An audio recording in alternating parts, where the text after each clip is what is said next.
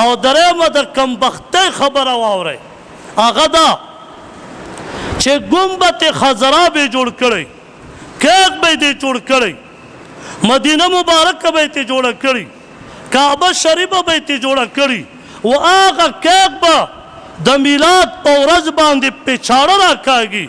نو و مسلمانه، نو تا خو ویل چې د نبي علیه السلام په شان کې زه ګستاخي کفر ګڼم، نو تا چې په دې ګنبد خضرا باندې دا چې کوم دی دا چاړه راښکوده، دا انسانیت دی؟